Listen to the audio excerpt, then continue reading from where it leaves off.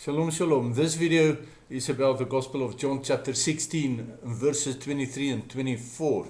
It's Yeshua's advice on how to pray prayers that will be answered. And it's just two short verses. I'll read it. Yeshua is talking in that day, and he's referring to the day when the disciples will see him again after his resurrection, that is. He said, in that day you will ask me nothing. Amen, amen, I tell you, whatever you ask the Father in my name, he will give you. Up to now you have not asked for anything in my name. Ask and you will receive, so that your joy may be full.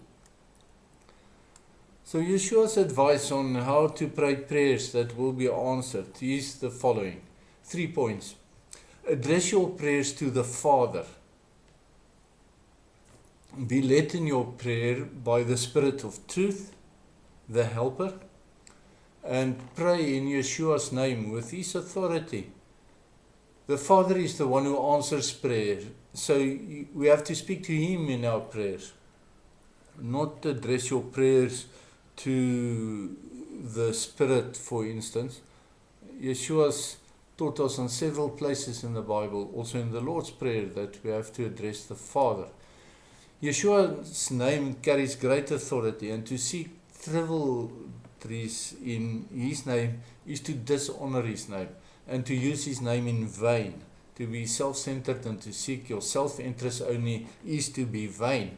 The second commandments tell us not to use His name or any other one of Elohim's names in vain.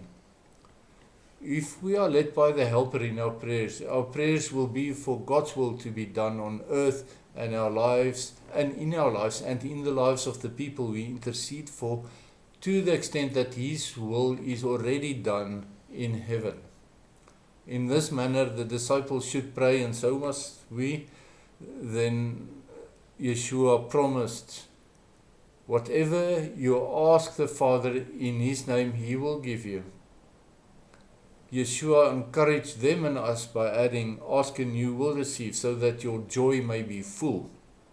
The joy Yeshua spoke of is not the joy of possessing earthly riches, though.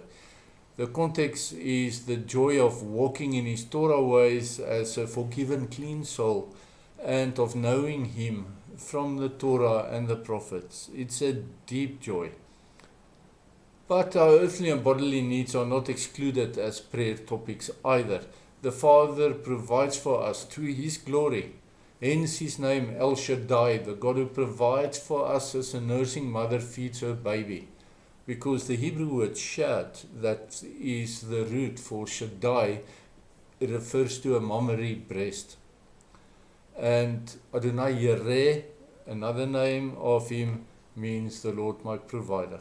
And with that, I trust that you will get your prayers answered by our Heavenly Father. And I wish you shalom, shalom.